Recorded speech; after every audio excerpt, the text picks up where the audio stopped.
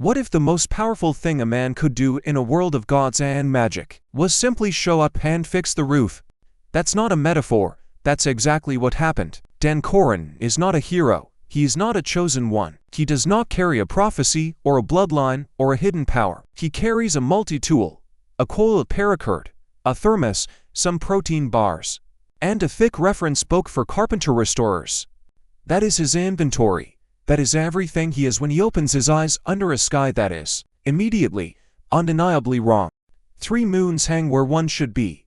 White, blue, reddish. He blinks, they don't disappear. The watch on his wrist has stopped, the hands are frozen at 11:47 at night. He is lying on cold stone in the ruins of a temple.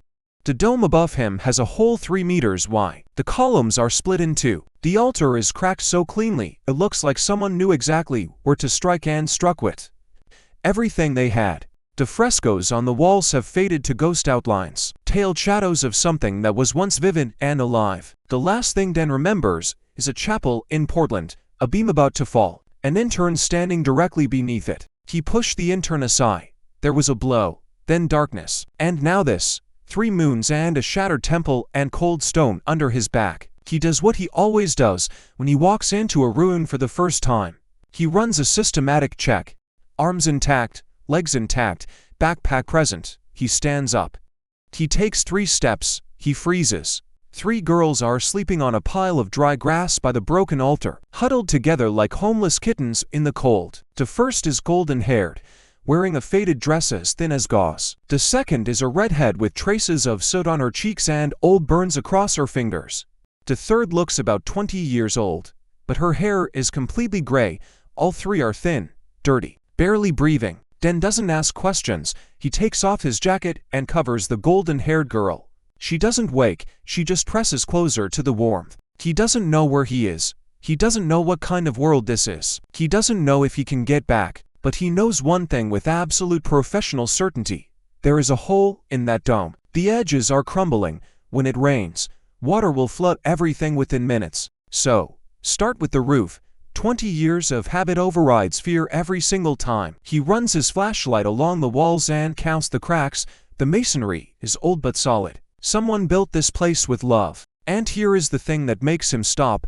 Time crumbles everything evenly. But this damage is precise. At the altar, at the frescoes, at the carved capitals, someone wanted to destroy not the building, but its soul. He sits down against the wall. He opens his notebook. He draws a plan. When you don't know what's going on, start with what you can see. Lines turn a catastrophe into a problem, and a problem can be solved. Toward morning, the gray-haired girl wakes first.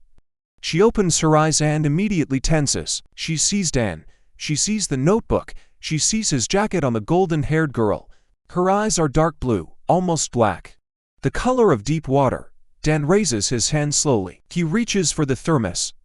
He pours tea into the lid. He holds it out to her. She asks who he is and what he wants. Her voice sounds like someone who hasn't spoken in months. Dan answers honestly. He has no idea who he is in this place. He remembers a being and a blow. He woke up here. He has tea. It's a cold morning. She takes the lid. She sniffs it. She takes a tiny sip. Her eyes go wide. Another sip. A third. She presses the lid to her chest with both hands like it is a treasure. Because it is. Just warmth. Just warmth is a treasure. Dan understands in that moment exactly what these girls have gone without, and for how long. The redhead wakes up with a jolt. Her hands flare. Tons of flame flicker on her scorched fingers and die out immediately. She hisses in pain. She wants to tie up the stranger. Dan doesn't argue. He silently pulls out 30 meters of paracord and lays it on the floor. Want to tie him up? Here. All yours. All 3 freeze. Then the redhead snorts. Almost laughs. The tension shifts by a fraction. The golden-haired girl wakes and touches the jacket with her fingertips. She looks at Dan with a gaze so full of weariness it makes him uneasy. Not the weariness of someone who had a hard week. The weariness of a being who is tired of existing. She asks if the order sent him. The gray-haired girl studies his face and says he isn't lying. Or he's lying so well she can't detect it, and she can usually tell. Dan keeps it simple. He is from another world where there is only one moon, where there is no magic, where he repaired old buildings exactly like this one. The golden-haired girl speaks softly. She believes him. He smells of wood and hard work. The people of the order smell of incense and fear. Den stands up. He doesn't know how he got here. He doesn't know how to get back, but the roof has holes and they have nothing to eat and no fire. And he can do something about all three. The redhead raises her burned, disfigured hands. She says she used to be the goddess of fire. Now she can't even warm herself. They have been eating raw roots for 2 months. A man with a rope and a notebook won't change anything. Den nods, and he goes outside. The temple stands on a hill. Below it, a village of 30 houses, fields, or river. A forest stretching to the horizon.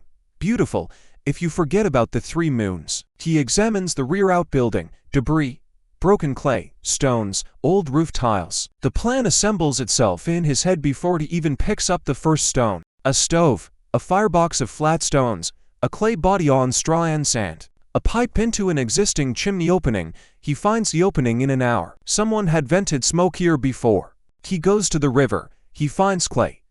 He mixes it with sand and straw. He works for 3 hours. 4. 5. He coats the stones with clay. He lines the chamber. He shapes the pipe. He checks the draft. Smoke rises. By evening, a stove stands in the corner of the temple, a bit crooked, rough, functional. Den breaks some kindling, takes out a lighter with one last spark of gas. It clicks, the flame catches, the temple grows warm. For the first time in a very long time, 3 girls stand in the doorway staring at a fire. The redhead is closest. She sinks to the floor. She places her palms on the warm clay and she cries. Silently. Tears streaming down her dirty cheeks. And then Dan notices something. The skin on her fingers is smoothing out. The cracks are disappearing. The heat of the stove is healing her. He breaks a protein bar into 3 pieces and hands them out. The gray-haired girl chews slowly. Then she speaks. This temple was being destroyed for 300 years. The order tore down the altars, burned the frescoes, killed the priests. They are the last 3 who remember how it was here. Den asks for their names.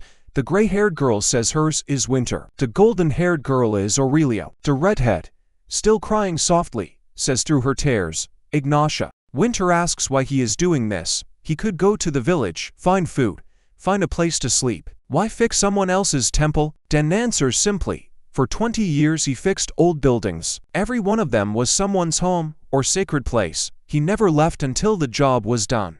It isn't heroism. It is a habit. Winter is silent for a long time. Then she says he is either a fool or something else entirely. But he can stay for now. The fire crackles. Ignatia falls asleep right there by the stove, her cheek against the worn clay. Aurelia sits beside her and covers them both with Dawn's jacket. Winter doesn't sleep. She watches. Dan takes out his notebook and sketches a diagram of the roof. The 3 moons crawl back into the sky and shine through the hole directly onto the sleeping figures. He doesn't know it yet, but by fixing this stove, he has kindled more than just a fire in the hearth. Something stirred in the temple that night, something ancient, something that had slept for 300 years and now felt warmth for the first time. The first warmth in 300 years. The second morning begins with a stiff neck, cold coals, and a list of things that don't exist yet but need to. He needs wood for rafters. He has no saw. His multi-tool blade cannot handle a tree trunk. He needs an axe or a heavy knife, and he has neither. He goes back to the ruins of the annex and rummages through the rubble. Under gravel and dirt he finds a rusty iron rod, a piece of flint, a fragment of a bronze door hinge. Metal. Not much, but it is there. And down the hill is a village with tools. The problem is payment. He has no money. He doesn't know the currency of this world. So he will offer the only thing he has, labor. He walks down and surveys the village with his professional eye. A house with a sagging roof, a well with a cracked rim, a mill with a jammed wheel, a bridge about to collapse. 20 minutes of walking and he already knows how to pay for everything he needs. He finds the village elder cursing at a gate that won't close. The hinge is rusted and bent. Dan walks over, kneels, takes out his multi-tool, and fixes it without a word. The gate closes on the first try. The village elder stares with his mouth open. Dan stands up and states his terms. He lives on the hill in the old ruins. He needs an axe and a saw for 2 days. He can fix the gate at the well or the bridge or anything that needs it. The village elder scratches his beard. He looks at the latch, opens it, closes it, opens it again. Then he goes inside and comes back with a small dull axe and a clay jug of milk. No saw. but the blacksmith at the edge of the village might have one. And one more thing. Don't tell anyone you go to the hill. People are afraid. The order has forbidden it. 3 years ago, they burned an old man for bringing flowers there. Den takes the axe and the milk. He climbs back up. He thinks about the order. They burned a man for flowers, 3 girls who haven't had a hot meal in 2 months. One of them a goddess of fire who cannot warm herself. Something in this world is broken much deeper than the roof. He returns to the temple. When Aurelia sees the jug of milk, her eyes go wide. Den sets it by the stove to warm, finds the least broken bowl in the debris, seals its cracks with clay, dries it by the fire. It turns into a small cup, crooked, but it holds liquid. He pours the milk in and gives it to Aurelia. She drinks in small sips. She closes her eyes.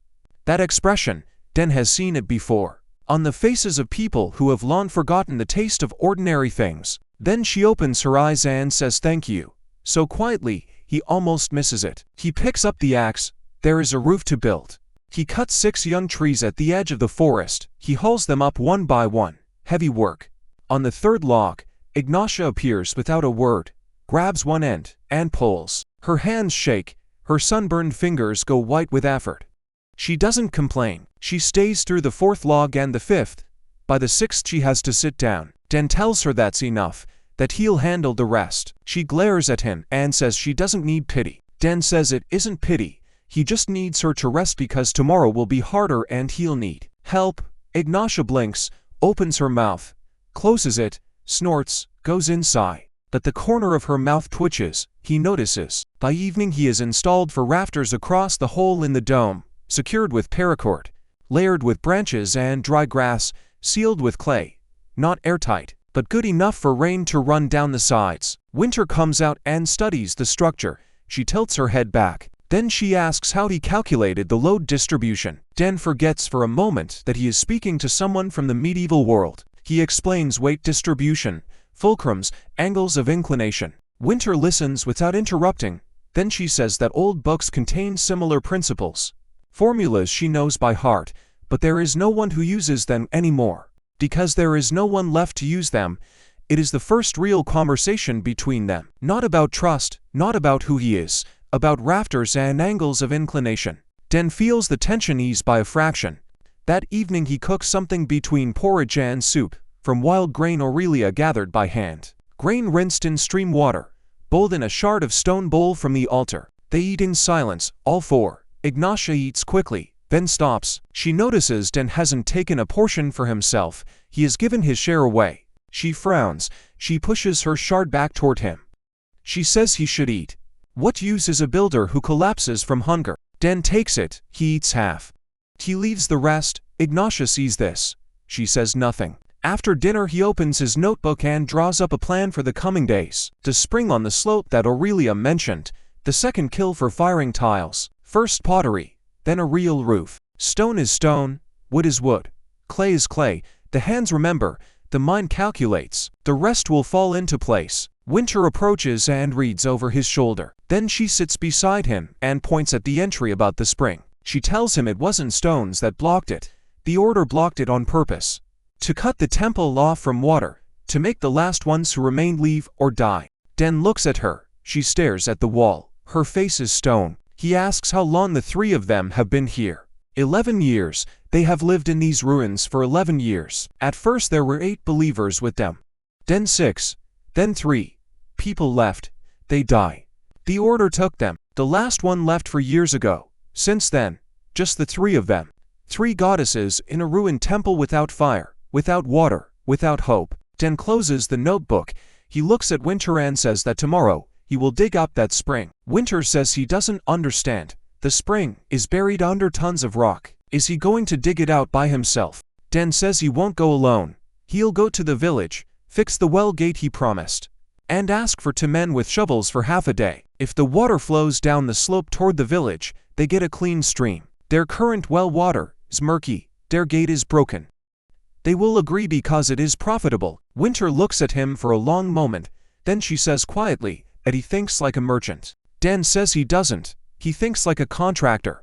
A merchant sells what is already there. A contractor creates what isn't there yet and shares the results. Winter tilts her head slightly. something flashes in her eyes. Not distrust, not yet, but interest. Real interest. Third morning, Den goes down before sunrise, finds the village elder, repeats his offer. Fix the well gate, give him to men with shovels for half a day, get a clean stream in return. The elder listens, then he says he'll provide to men. But they'll only go halfway up a slope. They won't set foot on that cursed place. Den says that's enough. He fixes the well first, a cracked drum, a rotten axle, a warped wheel putting stress on one side. Simple mechanics once you see the chain of cause. He carves a new axle from a branch, fits it, winds the chain. The winch turns smoothly. The bucket goes down and comes back up without catching. The watching villagers say nothing. They just watch. A dozen of them in a silent half-circle. A woman brings him bread. When he is finished, hard, dark, almost tasteless flatbread. He thanks her and puts half in his pocket for those up top. The two young men the elder sends are strong and scared. They pale when the temple walls come into view. Den takes them around the hill on the western side. No need to go closer. He finds the pile of loose stones Winter described, boulders heaped over a buried spring. Den picks up the first boulder himself. The two men exchange a look. Then they pick up their shovels. 3 hours of heavy monotonous work. Rocks, dirt, more rocks. With every layer the soil grows darker and wetter. The stones are wet on the bottom. Water is close. When they remove the last large boulder, a trickle begins to flow. Thin at first, then a stream. Cold and clear. Den cups his hand and tastes it. Good water, no aftertaste. He digs a channel down the slope, and within an hour a stream appears at the foot of the hill. Thin but steady. The two young men look at it like it is a miracle. One scoops water and drinks. His face changes completely. He turns to the other and says the water is sweet. They go back down with the news. Den stays and builds 2 settling basins, one for the village and one higher up for the temple. He lines them with stones. He seals the cracks with clay. When he returns to the temple, Aurelia is standing at the entrance. She sees the stream passing by the wall. She walks over, sits beside the water, dips her hands in, and closes her eyes. She sits like that for a long time. When she opens her eyes, they are shining. She says the water remembers. Den doesn't understand. She explains. This spring was dedicated to her 300 years ago. People came here for healing. Women brought sick children. Old people drew water for aching bones. The spring remembers. She can feel it faintly. Like an echo, but she feels it. Den looks at her hands in the water and thinks. Yesterday he lit a fire and Ignatia came alive for a moment. Today he dug up water and Aurelia came alive for a moment. He doesn't say it aloud. He says instead that tomorrow, he will line the reservoir better and make a trough so water flows straight to the temple. Aurelia nods. Then she pulls a small pouch from the folds of her worn dress. Inside is a handful of tiny seeds. She has kept them for 300 years. Seeds of medicinal herbs, chamomile, sage, mint, everything that used to grow in her garden by the temple. They are alive. She can feel it. But they need soil and water and sun. Den examines the seeds, dry and small but intact. He says he knows how to make a greenhouse. If there is a south-facing slope where the sun stays longest. Aurelia smiles for the first time. Not widely. Just the corners of her lips, but it is a smile. The first one he has seen from her. That evening he carves a simple dipper from a piece of wood, a handle and a bowl, so they have something to scoop water with. Ignatia watches his hands from across the fire. She asks how he works with wood. He says 20 years of experience. She asks what he built in his world. He tells her. Churches, synagogues, libraries, old houses. Everything people built with love and then abandoned. Ignatia listens. Then she says it sounds like what happened to them. Built with love. Abandoned and forgotten. Den stops working. He looks at her. She turns away, but her voice is quiet, not angry. Just sad. He tells her about his rule. If a building is still standing, it means it wants to live. It is holding on, waiting. It just needs someone who will see that, and help. Ignatia is silent. Then she stands and goes to her corner. But before she does, she stops. Without turning around, she says today's porridge was better than yesterday's. Den takes that as a compliment. The 4th day he begins building a second kiln, larger, for firing. Without pottery there is no proper cooking. Without proper cooking there is no proper food. Without food, 3 emaciated girls don't regain their strength. A simple chain of events that starts with clay and ends with survival. He shapes for bowls, to jugs, one pot. His hands remember the motions, the walls are smooth, the bottoms are thick, the rims curve inward so no one burns their hands. Winter watches the entire process from the doorway without taking her eyes off his hands. When he finished the last jug, she walks over and examines it carefully, running a finger along the side, the bottom, the rim. She says the ancient craftsmen of the midday had a similar technique, only they added crushed quartz to the clay for strength, then asks if there is any quartz here. For the first time, Winter almost smiles. She says there is a chest of minerals in the library wing, under the rubble if it survived. They go together. The library wing is blocked by debris, but Den sees it isn't solid. Stones lying haphazardly with gaps between them. If he works carefully, he can clear a path without bringing the rest down. Winter cannot carry heavy stones, but she knows this temple, every stone, every passageway. She built it 1,000 years ago. She tells him which stones are load-bearing and which are not. They work together for 2 hours. Den clears the passage. Winter guides him. By evening they are inside a small room with empty niches where books once stood, and in the corner, a stone chest. Den opens it. Inside are minerals of various colors and sizes. Pieces of quartz, something red, something blue, and at the very bottom, a scroll sealed in a leather case. Winter sees it and freezes. She reaches out slowly. She takes the scroll. She unrolls it. She reads for a long time. Her hands are trembling. Then she presses the scroll to her chest and closes her eyes. It is a list of books that were kept in this library. 3,412 volumes. Treatises on medicine, on construction, on agriculture, on history. Everything destroyed. But now she knows exactly what was here, and she can begin to restore it from memory. Because she is the goddess of knowledge and memory, she remembers every page.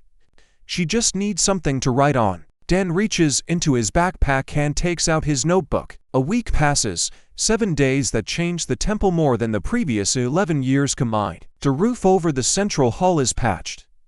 Not perfectly, the fired clay tiles leak in places. But the main downpour passes by. Rain in this world falls often, light and cold. Now there is shelter from it. The second kiln is working, 6 bowls, 3 jugs, 2 pots, 1 container for storing water. Clay mixed with crushed quartz that rings when you tap it. Ignatia taps 1 bowl with her fingernail. The sound is clear and bright. She looks at Den at the bowl. Then she says that 300 years ago her priestesses made these exactly like this, only with a pattern along the rim. A snake made of fire. She picks up a stick and draws it in the dirt. A wavy line with sharp flashes. Simple. Beautiful. Den remembers it. On the next batch he carves that pattern into the wet clay before firing with the thin blade of his multi-tool. Careful. Line by line. When the bowl comes out of the kiln, Ignatia holds it in both hands for 5 minutes in complete silence. Then she places it on the altar. She says it is an offering. The first in 300 years. Den notices that the fire in the kiln burns a little brighter that evening, and Ignatia sits a little straighter, and the burns on her fingers have faded another shade. The spring is working. Water flows through a channel toward the temple and further down to the village. A clay gutter carries it straight to the temple wall. No more hauling jugs. Aurelia plants her seeds in a small plot on the southern slope. Den digs the beds and builds a simple greenhouse from bent branches and grass mats. When Aurelia asks what it is called, he says greenhouse. She repeats the word 3 times. She sits by the garden bed and places her palms on the ground. She closes her eyes. She whispers something. The next morning, sprouts are pushing up through the soil. Overnight, in the wrong season, at an impossible rate, Den crouches down and touches one. Real, not a hallucination. He looks back at Aurelia. She is smiling wider than before. She says the earth had been waiting. The water had been waiting. The seeds had been waiting. All that was needed was a place where they could all come together. Den nods. He doesn't ask questions. He waters the sprouts and goes back to work. On the 8th day he begins on the living quarters. The central hall is beautiful, but cold and cavernous. The girls have been sleeping on dry grass by the stove. Better than nothing. Not nearly good enough. He chooses a side chapel, 4 by 5 meters. Stone walls, a narrow window, a roof that is still intact and dry. He clears the floor, fills the wall cracks with clay, builds 3 sleeping platforms from poles tied with paracord and layered with dry grass and woven river grass mats. He moves one small stove into the room, runs the pipe out the window, and the room becomes warm and dry and livable in a single day. When he calls the girls to look, Aurelia stops in the doorway. She comes in. She touches the platform. She sits down.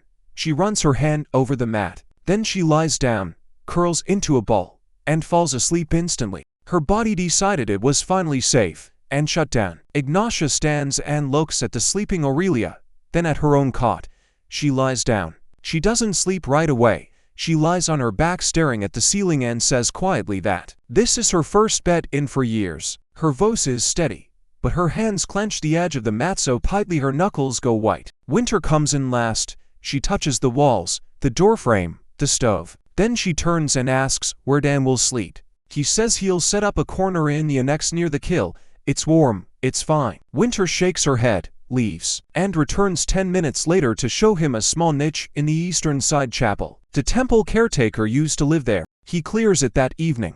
A frame, some grass, his backpack as a pillow. He lies down and thinks. In a week he has built a roof, a stove, cookware, a water source, a vegetable garden, and sleeping quarters. By the standards of his world, a day's work for a crew of 5 with equipment. Here it is everything. On the 9th morning, down in the village, a surprise.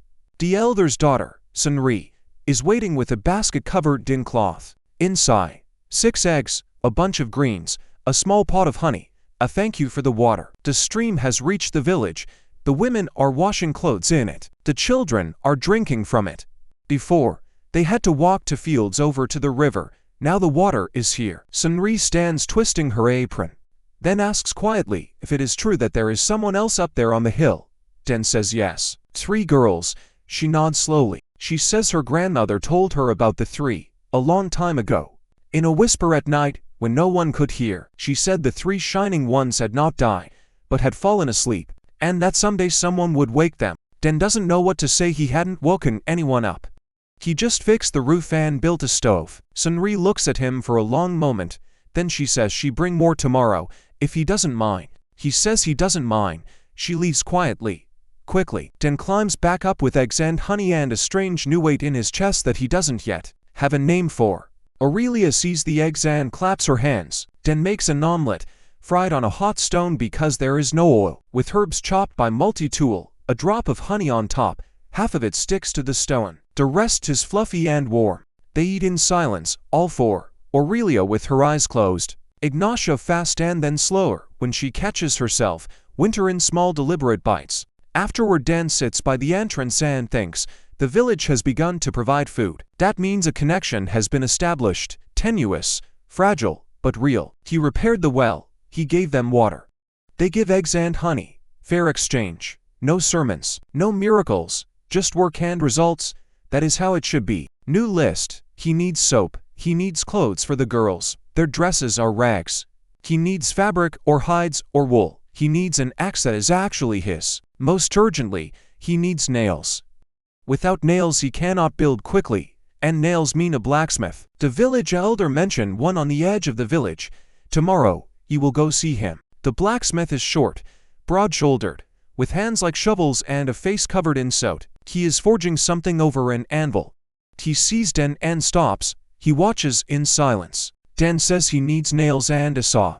He can pay with labor. The blacksmith asks what kind. Den looks at the forge. He sees it immediately.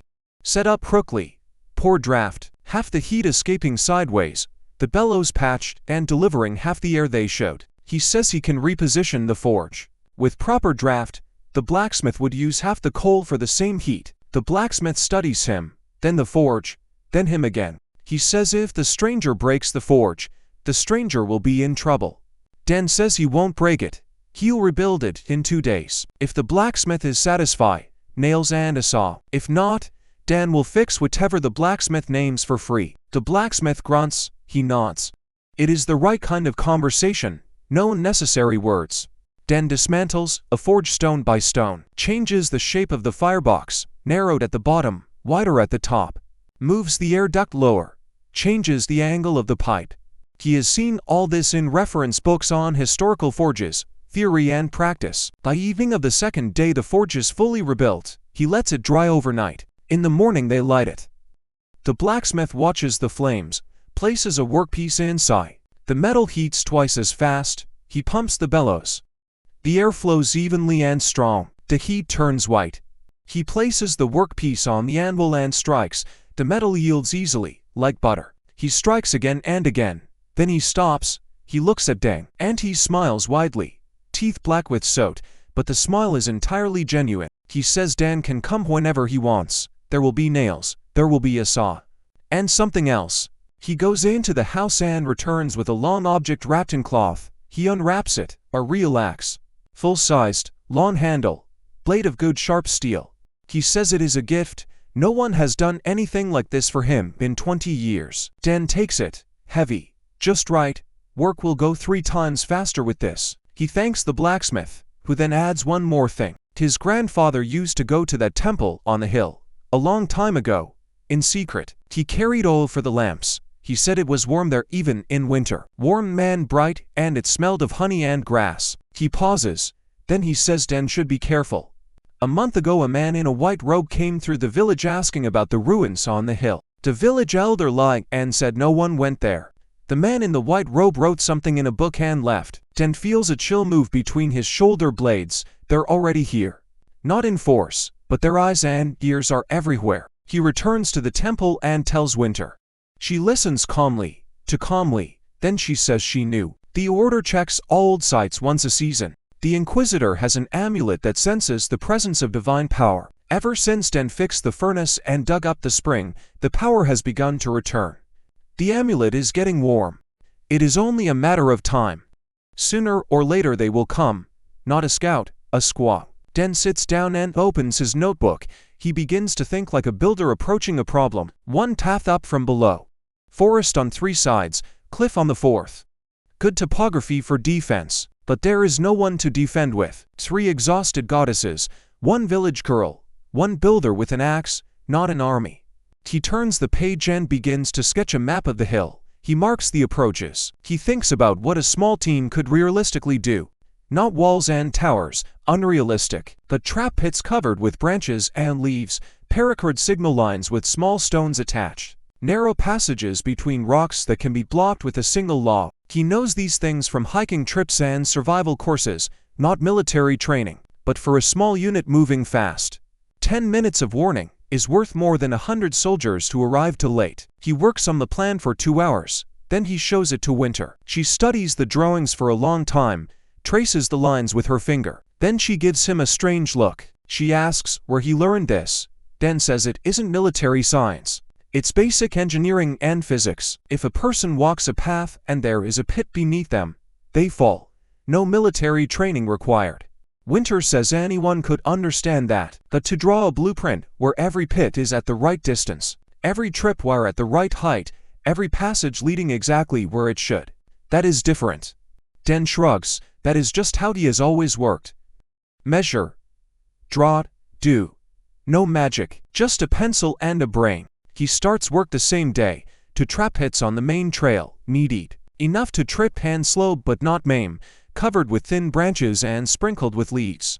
Then the warning tripwires, paracord stretched at ankle height across the path, with small stones and clay pots tied to the cord. If someone catches the cord, the pots fall and shatter. The sound echoes across the hill. He sets up for such systems around the temple, an early warning system built from string and broken clay. Ignatia watches from the steps. Then she asks what he is doing. He explains. She is silent. Then she says that 300 years ago, the temple was defended by 100 warrior priests in fiery armor, and now ropes and pots. Her voice is bitter. Dan stops and looks at her. He says 100 warriors in fiery armor didn't save the temple. Ropes and pots will give them 10 minutes. 10 minutes to wake up, gather themselves, and get into the forest. Sometimes 10 minutes is worth more than 100 warriors. Ignatia stares at him. Her mouth opens, then closes. She turns away sharply and goes inside.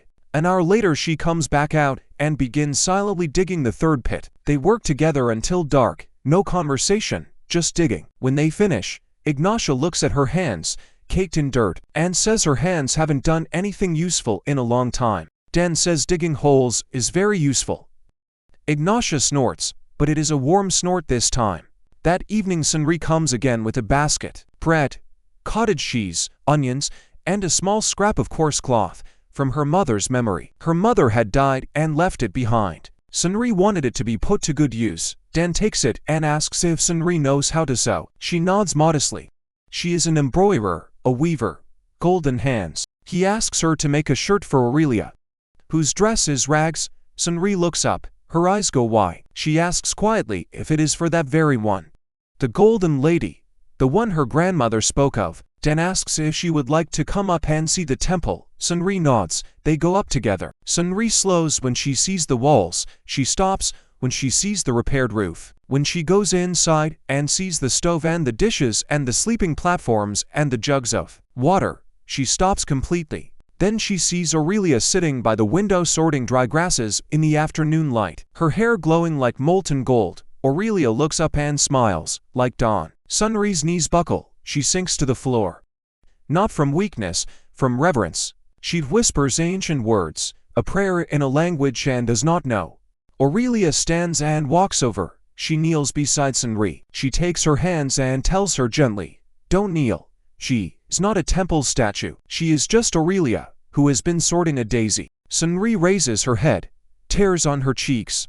She says her grandmother believed all her life, secretly, quietly, and died without knowing that the three were still alive. Aurelia closes her eyes. Her face twists with pain for a moment. Then she holds Sunri close and whispers that she remembers her grandmother, that she came to the temple 15 years ago with flowers, that Aurelia saw her from the window, but was afraid to show herself, afraid of bringing trouble. Sunri cries and smiles at the same time. Dan quietly steps outside and sits on the steps with his notebook open to a new page. He writes a new list, what is needed for the temple to become not just a refuge, but a place where people can come. Benches, candles, a clean courtyard, a rain shelter at the entrance, a place for offerings. Sunri was the first to come, not for trade, not for repair, but for faith, for remembrance, for a grandmother who believed in secret and died without knowing. If she came, others will come. And the temple must be ready to receive them, not like a fortress, not like a shrine, like a home where it is warm and they feed you and they heal you and they don't turn you away. He closes the notebook and goes to check the tripwires before dark. The temple is not just a building to be fixed anymore. He realized that without noticing it happen. A month later, 30 days since that first strange morning under a three-moon sky, the temple has changed so completely that anyone who had seen it before would not recognize it. The roof holds, rain pours down outside, and inside it is dry. Two kilns fire constantly. Dan has established a pottery production. Bowls, jugs, pots, plates, cups, a new batch every week. Some stay at the temple, some go down to the village as barter. In exchange they receive flour, milk, eggs, vegetables. Aurelia's garden grows at an impossible rate. Chamomile and sage and mint have reached in 2 weeks, what should take 2 months. Aurelia walks among the beds every morning. She touches the leaves, she whispers. Dan watches the mint stems bend toward her palm when she passes her hand over the bed. He doesn't ask, he just waters and loosens the soil. Ignatia has mastered the kill. She watches, then she helps. Then she begins to control the temperature herself. She places her hand near the kill and says whether it is right, too cool or too hot. She is correct every single time. She knows fire even weakened, even without her power, the way a mother knows a child by its woes, by its breath, by its color. Winter writes, every day, every evening, every night. Dan makes her charcoal pencils from charred willow branches. He finds a woman in the village who knows how to make paper from bark, rough and yellowish but paper. Winter looks at the first sheet of homemade paper the way other people look at gold. She begins with a treatise on botany from memory. 3,000 years of knowledge packed into one head. Dan glances at her notes once, small neat handwriting. Drones of plants with captions, diagrams of root systems, tables of herb compatibility. He doesn't understand the language but the drones are flawless. Anatomical precision, every vein on every leaf. He says she has the hand of a surgeon. Winter replies that she has the hand of a goddess of knowledge. And that surgeon is a compliment only in his world. But the corner of her mouth twitches. She is getting used to how he speaks. Sunri comes every morning with a basket. She sews Aurelia a simple linen shirt, clean and new. She embroiders a small yellow daisy on the hem without being asked. Just new, from her grandmother. Aurelia puts the shirt on and stands before Senri not knowing what to say, then she hugs her. Ignatia sees the shirt and says nothing. But that evening Dan finds her staring at her own rags in silence. He goes to Senri the next day and asks for 2 more. There is not enough fabric, he will need to trade for it. The mill on the stream has been broken for 3 years. The village grinds grain by hand, for hours a day, every day. Dan makes an offer to the elder: fix the mill, receive fabric. He inspects the mill for an entire day. Cracked millstone, rotten axle, warped wheel jammed in its supports. One breakdown causing 2 others in a chain. He needs a specific stone for the millstone: hard, grainy, heavy. He goes to Winter and asks if she knows where such stone can be found in the area. She closes her eyes and thinks for a minute. Then she says 3 hours northeast there is an abandoned quarry. They mine granite there for the temples of Noon. She remembers because the last time she saw it was 700 years ago. Dan thanks her. Then he asks if she would like to come along and show him the way. Winter goes still. She hasn't left the hillside in 11 years. The temple is her refuge, her prison, her only safe place. To go out means taking a risk, means being seen, means being recognized. She is silent. Then she says she will go. They set out at dawn. Dan takes an axe, Winter takes her book. They walk through forest where no trail exists. Winter navigating by a 700-year-old memory. The first star passes in silence. Then Winter speaks, without turning her head. She says she hasn't walked this far in a long time, that her legs are weak, her breathing uneven. She is the goddess of knowledge and memory, yet she is gasping from a walk through the woods. Dan says that is normal. After a long period of starvation and inactivity, the body recovers slowly. Muscles need exercise. It isn't weakness, it is a process. Winter looks at him and says he sounds like a doctor. Dan says he doesn't. He sounds like a man who once broke his leg and spent 3 months learning to walk again. He fell from scaffolding during a restoration. 3 meters, open fracture, for months in a cast. Then rehabilitation, then scaffolding again. Same site, same height. He went back and finished the job. Winter asks if he was scared. Dan says he was. But work is more important than fear. If you stop every time you are scared, you will never build anything. Winter walks in silence for 10 more minutes. Then she says it is the first sensible thing about fear she has heard in 300 years. They find the quarry overgrown and cluttered but with stone still jutting from the slope. Dan selects a block about half a meter across, enough for a small millstone, weighing roughly 80 kilograms. Carrying it is impossible. He cuts 2 young trees, trims them, ties crossbars between them, places the stone on top, ties it down. A sled, heavy, but it slides over the forest floor. They drag it back for 4 hours. Winter pulls one pole. Her hands are thin and weak. She does not stop. She does not complain. She grits her teeth and pulls. When they reach the temple, the sun is setting. Both are wet with sweat and filthy. Their hands are calloused. Their backs ache. They sit down on the steps and say nothing for a moment. Then Winter says the last time she was this physically tired was 800 years ago when she helped build the first bridge across the river. Dan opens one eye and asks how big the bridge was. She says 400 meters, stone with arches, stood for 600 years until the order tore it down because the symbol of twilight was carved into the keystone. They sit. Then Winter says quietly that she felt good today. She had forgotten what it was like to go somewhere, to do something with her hands, to be tired from work and not from despair. Dan nods. He says tomorrow his whole body will ache. Winter replies that she knows, and that she is looking forward to it, because pain from work means you are alive. The mill takes 10 days. Dan carves a new axle from ironwood, rare and dense, that Winter identifies from description. He shapes new wheel blades from oak. He cuts spiral grooves into the millstone because a pattern from a reference book tells him spirals carry flour to the edge more effectively than straight lines. The blacksmith comes to watch every day. Once he brings iron staples Dan didn't ask for. He just saw they were needed and made them. Dan thanks him. The blacksmith grumbles it is nothing, but he comes back the next day anyway. When Dan assembles a mill and lets the water flow onto the wheel, the entire village stands watching. 30 people or more.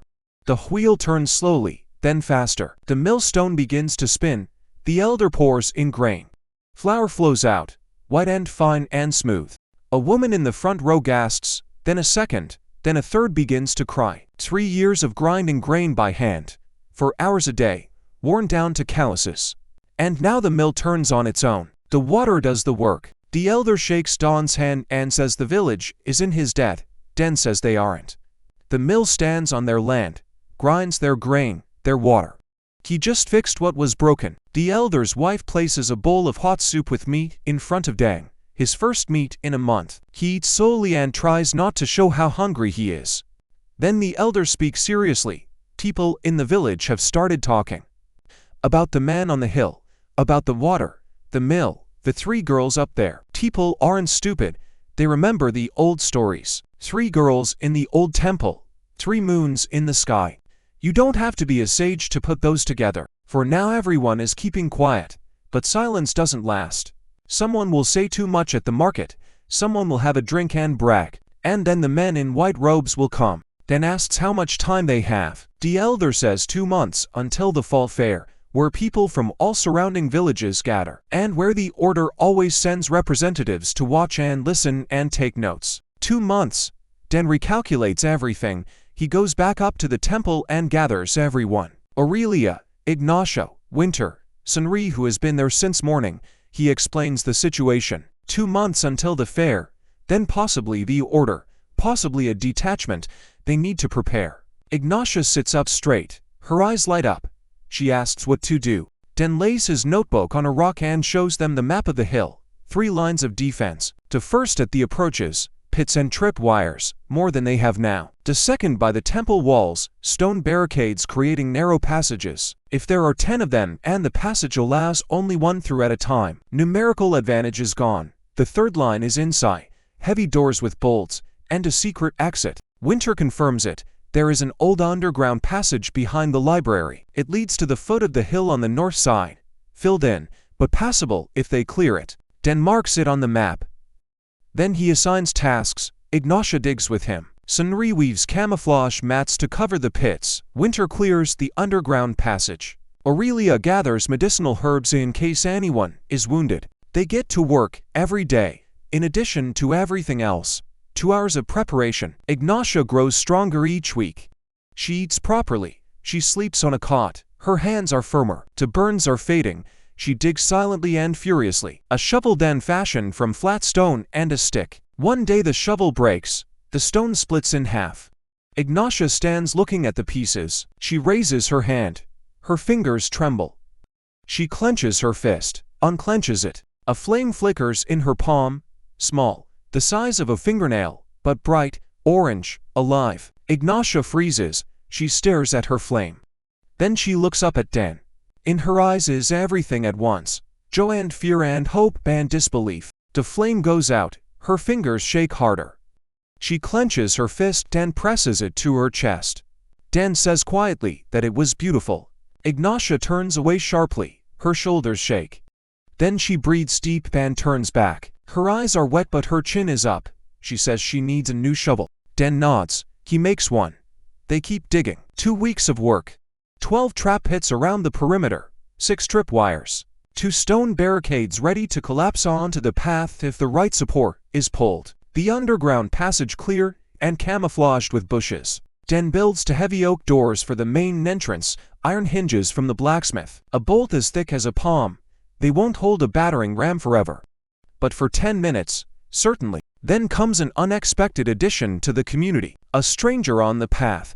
Young, short, black hair to the shoulders.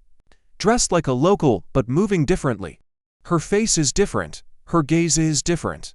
She climbs the path out of breath, sees Dan, and stops. Then she opens her mouth and says, in perfect English, "You're from here too." Dan drops his chisel. She rushes toward him.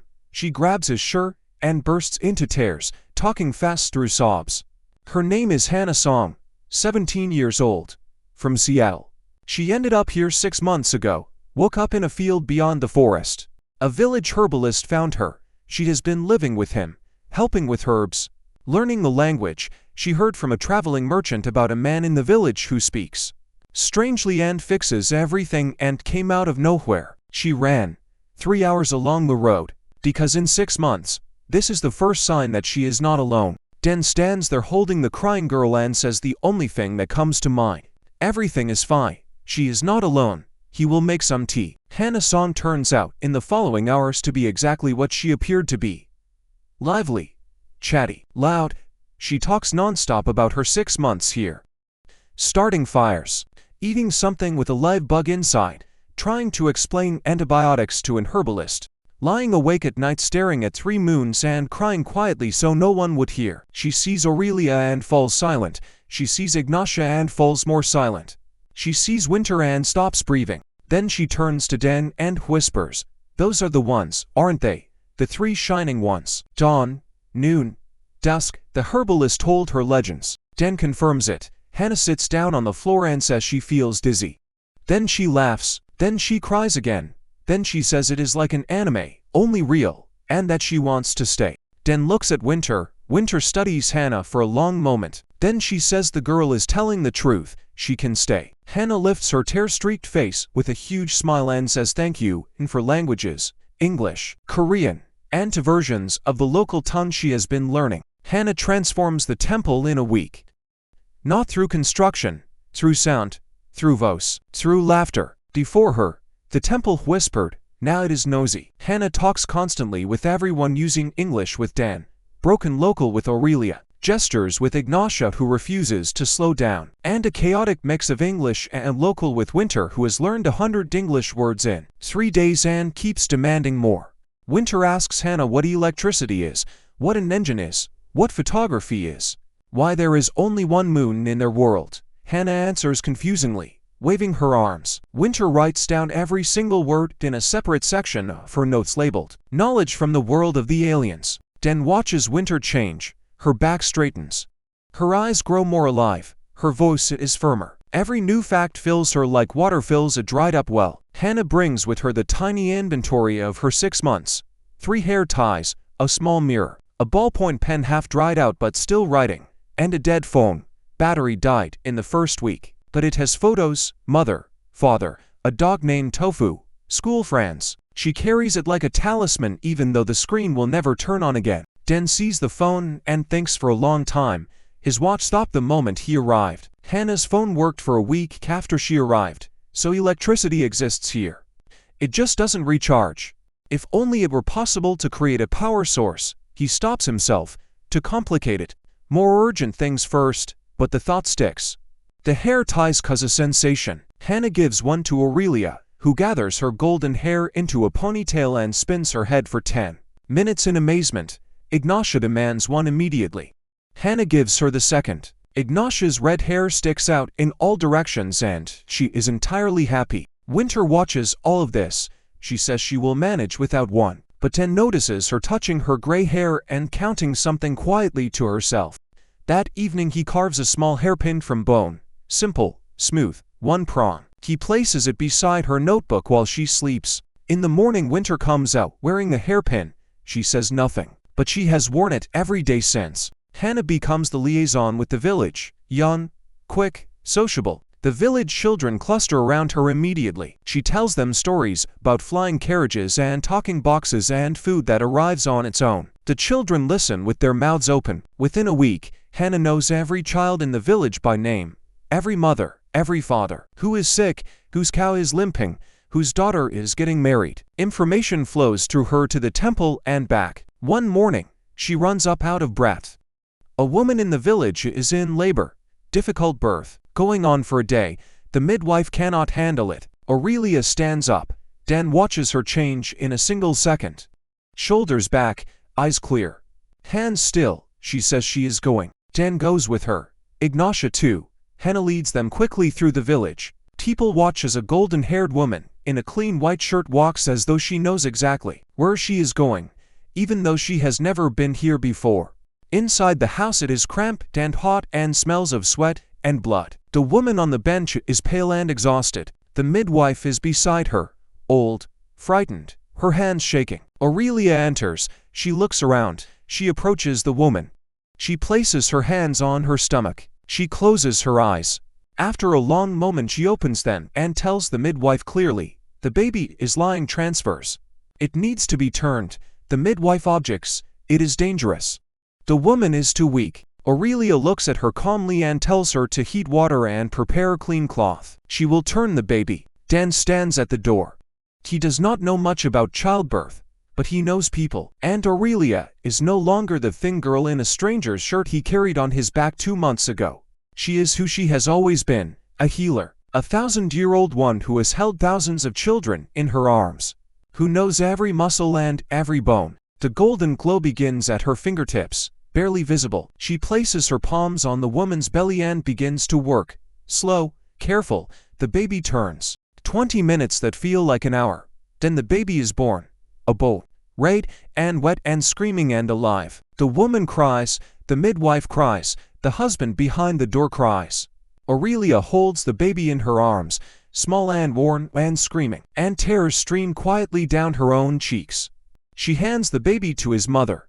Then she turns and walks out. On the street she leans against the wall and her legs give way. Dan catches her. She is light as a bird. To light. The healing has taken a great deal out of her. He carries her back to the temple in his arms. She sleeps the whole way, warm, breathing evenly, wet eyelashes. Ignatia walks beside them. She is silent the whole way, but once she reaches out and brushes a strand of hair from Aurelia's face. The gesture is so gentle it is barely a touch. Dan notices. He says nothing. An hour after they return, the baby's father climbs the hill with a goat on a rope. He does not know how else to show what he feels. Dan ties the goat to the wall. The goat looks at him and bleats. 3 months. The temple has become a different place. Not ruins, not yet a full sanctuary. Something in between. A living house on a hill with smoke from the chimney and the bleat of a goat, and the scent of herbs from Aurelia's garden. Dan restores the western chapel entirely. Walls, roof, floor. He makes glass for the windows himself. 3 failed attempts before the 3rd batch survives cooling, cloudy, uneven, full of bubbles, but transparent. Light passes through. It is bright inside without torches. Winter stands at the window watching the light move through the glass. She tells him that in the old days these windows had stained glass, colored, depicting the 3 shining ones in full height, dawn in gold, noon in red, dusk in blue. Light passed through and colored shadows fell on the temple floor. People stood in those shadows and believed it was a blessing. Dan listens, then he asks if she remembers the design. Winter looks at him, then takes out her notebook and draws for 2 hours from memory. 3 figures, full height. Every detail, every fold of clothing, dawn with arms outstretched. Noon with a hammer and tons of flame. Dusk with a book and stars in her hair. Alive on paper, beautiful even in pencil lines.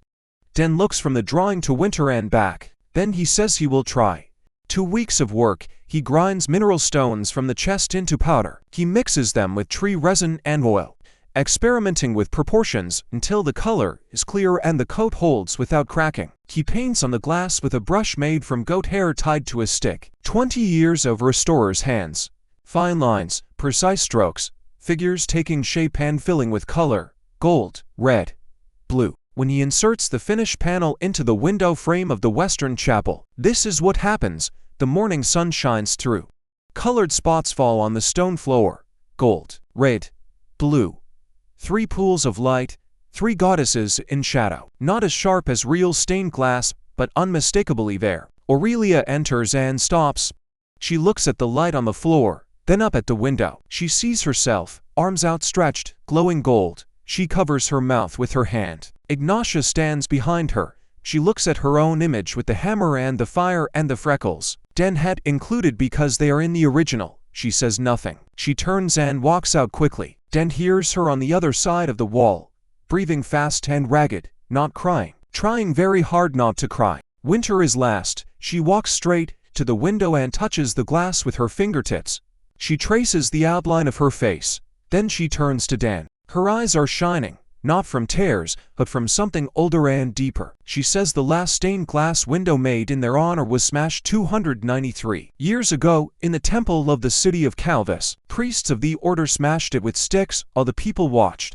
No one stopped them. Then they set the shards on fire along with the altar. She remembers every sound, every shard. It was like watching her own funeral. She falls silent.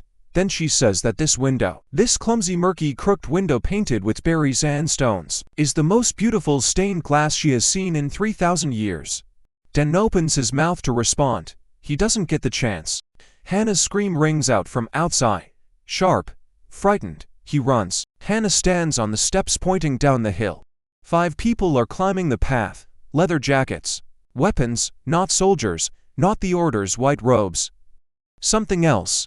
Relic dealers. Hana has seen their kind at the herbalist's village. They come to abandoned temples and take everything they can sell. Altar stones, fresco fragments, statues, metal. Everything left over from the old world that commands a fortune on the black market. 5 of them. One tall with a long scar across his forehead, leading. 2 flankers with short swords, a crossbowman at the rear, an appraiser off to the side with a notebook. Den does his count. For fighters, 1 merchant. He has an axe and trap pits and tripwires and heavy doors. He tells Hana to lead everyone inside and bolt the door. Hana runs. Den stands on the steps with the axe held like a tool, not a weapon. The tall one stops 10 paces away and surveys the temple, the roof, the doors, the glass, the smoke from the chimney. Then he looks at Den and asks Wizan what he is doing in the ruins. Den says he lives here. The tall one smirks. He says this is the temple of the 3, and there are things inside worth a great deal. The altar stone, fresco fragments, metal, I have come for those peacefully. A handful of silver for everything. Den says nothing is for sale. The tall one stops smiling. He says that is not the question. Den says it is not the answer either. It is a fact. The temple is inhabited. Everything here belongs to the people who live here. Nothing is for sale. The tall one looks at his men. The 2 flankers put their hands on their swords. The crossbowman raises his weapon. Den stands on the steps and looks at the crossbow. He is no warrior. He knows how this fight ends if it starts. But there is one thing they don't know. 5 paces behind them the path passes directly over a trap pit covered with branches and leaves. Den takes a slow step back toward the door. The tall one moves forward.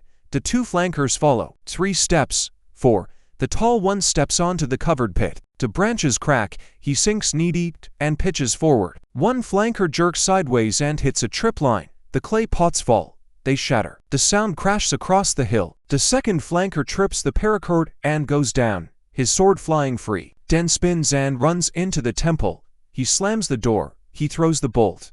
Thick oak planks stand between him and 5 armed men. He is breathing hard, his back against the door, shouting and impacts from outside. The wood holds. He looks at Winter, standing in the center of the hall, calm, book under her arm. She says the door will hold 20 minutes, perhaps 30. Den says that will be enough. Then he turns to Ignatia and asks if she remembers the fire in her palm. Ignatia turns pale, then nods. Den explains. He doesn't need a big fire, just a spark to light the dry brush he stacked at the base of the outer wall last week, just in case. Smoke will billow out, thick and acrid, blocking the path and the door from view. The men outside won't be able to strike accurately. And more importantly, they will be frightened, because fire in the Temple of Noon is not just fire, it is a sign. Ignatia listens. She looks at her hand, opens and closes her fist. She walks to the narrow window beside the door. Her fingers tremble, her face tightens. Then a flame flares up in her palm, bigger than last time, the size of a fist. Tense, steady, white-hot. She hurls it down. The brushwood catches, thick white smoke billows upward. The shouts outside grow louder, then quieter, then recede. Den waits 5 minutes. He opens the door. He douses the brush with water. The path is empty. Broken branches, tracks in the dirt, and a single crossbow bolt stuck in the doorframe. He pulls out the bolt. He looks at it, then at the door, then at the temple. They held this time that the relic hunters will return, or others will come, or the order will come, and pits and smoke will not be enough for what comes next. The day after the attack, Dan goes down to the village with a specific need. He requires someone who knows how to fight, who has seen real combat, who can train others and hold a defense. He asks the village elder if there are any mercenaries in the area. The elder says there are plenty, but they need money. And how would Dan pay? With repairs. Dan says yes. The elder shakes his head. Mercenaries don't work for repairs. Then he pauses and says there is one. A woman came to the village 3 days ago, sleeping in the barn on the outskirts. They say she is a bounty hunter. They say she is dangerous. A scar across her eyebrow, a sword at her belt, about 25. Maybe older. She asked someone at the market about the temple on the hill. Then she went quiet and stayed in the barn. Den feels cold. A bounty hunter asking about the temple. He goes directly to the barn. She is sitting against the wall, tall, broad-shouldered for a woman, short dark hair, a scar from temple to the bridge of her nose cutting through the right eyebrow, gray eyes, cold, a worn sword on her lap. She raises her head and looks at him, says nothing, just assesses, dangerous or not, worth attention or not, strike or not, then recognizes this look. He has seen it before. He sits down on a bale of hay across from her, hands visible, no weapons. He says his name is Dan. He lives on the hill. He heard she was asking about the temple. He wants to know why. She gives her name, Meg Anderson, 26, bounty hunter, former. Dan asks what former means. Meg says it means she doesn't do that anymore. He asks what she does now. She says nothing. For the time being. She is looking for something. Dan asks who sent her to the temple. Meg is silent for a long time. Then she tells the truth. The order, the radiant hand. A month ago she took an assignment to find and deliver a man living in the ruins of the temple of the three above the village of Takurio, alive, for interrogation. 30 gold pieces, good money. She came. She looked around, and here she is. Dan goes still. She came for him. He asks why she hasn't carried out the assignment. Meg says, when she arrived 3 days ago, the first things she saw were the mill running, the well repaired, a stream of clean water from the hill, children drinking from it, women doing laundry in it. She heard that a builder lives on the hill, that he fixes everything, that he doesn't hurt anyone, that the elder's daughter visits him, that he helped deliver a baby in the village. She says in 5 years of work she has been ordered to catch murderers, thieves, deserters, swindlers, one cannibal, but not once has she been ordered to catch a man who repairs mills and delivers babies. She pauses, then she says she has principles. Not many, but she has them, and she will not take him to men in white robes who would burn him in the square after. Interrogation. Dan exhales slowly, then he asks what she is going to do. Meg shrugs. She says she doesn't know. She won't get paid by the order. No other jobs. Maybe she heads south. Dan looks at her, the sore, the scar, the rough hands, the cold eyes that have something else underneath, weariness, not physical, something deeper. He offers her a job. Meg raises an eyebrow, the one without the scar. Dan says he needs someone to guard the temple, can't pay with money, but there is food, a roof, a bed, and work that doesn't require killing anyone. Meg asks what kind of work, security, training. Yesterday 5 relic hunters attacked the temple. He fought them off with pits and smoke. Next time he might not be so lucky. And if the order comes, pits won't help at all. Meg listens, then she stands, picks up her bag, slings it over her shoulder, and says she wants to see the temple before she decides. They climb up together. Meg walks in silence, but her eyes move constantly. She spots the first trap pit and steps around it. She sees the tripwire and steps over it. She assesses the stone rubble without comment. Inside the temple she stops. She looks at the walls, the doors, the stoves, the dishes, the goat in the pen, the garden, the glass in the windows, the painted stained glass panel. Then she sees Aurelia by the garden, Ignatia by the kill, Winter writing, Hannah trying to teach the goat to sit, Sunri embroidering by the wall. Meg stands and watches for a long time.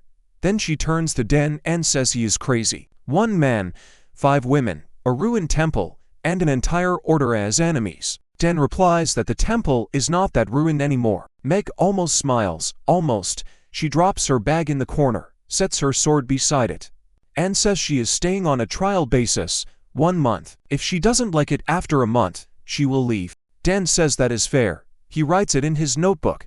Day 94. Meg Anderson, security. First real fighter. Meg starts immediately. Next morning, she walks the entire hill. 2 hours, every rock and tree. Then she comes back and tells Dan his trap pits are positioned well enough for a builder. But a builder thinks about slowing things down. She explains that you need to think about direction. Pits should guide the enemy toward a narrow spot, toward a dead end, toward a point where one defender holds off 10. She shows him on the map where to move to pits and at a third, and where to clear bushes to create a natural funnel. Dan looks at her markings and feels, for the first time in months, like a student before a master. She saw a battlefield where he saw only trails. She saw angles of attack where he saw trees. A different way of thinking, different experience. He silently digs out the 2 pits and moves them. Meg watches, then she nods. Then she says he knows how to listen. That is rare. Training begins the same day. Meg gathers Dan, Hannah, Ignatia, and Senri, who happen to be there and stayed. She gives each of them a stick the length of an arm, not a sword, an extension of your arm. Den holds his stick like a hammer. Meg corrects his grip without ceremony. Hannah takes a wide-legged stance she has seen in movies. Meg says that pose will drop her to the ground on the first strike. She demonstrates the correct stance. Narrow, low, weight forward, knees bent.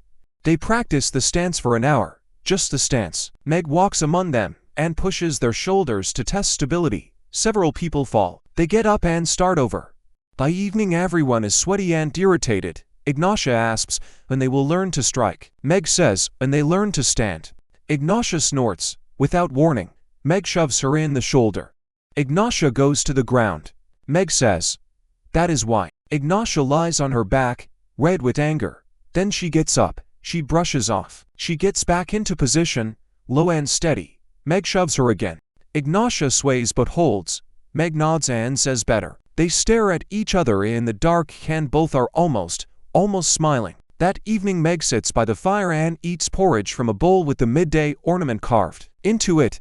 Then she says the girls are weak, but angry. And anger, if you channel it right, becomes strength. Den tells her that Ignatia was once the goddess of noon, fire and craftsmanship. Aurelia, goddess of dawn, healing. Winter, goddess of dusk, knowledge. Meg chews. She swallows.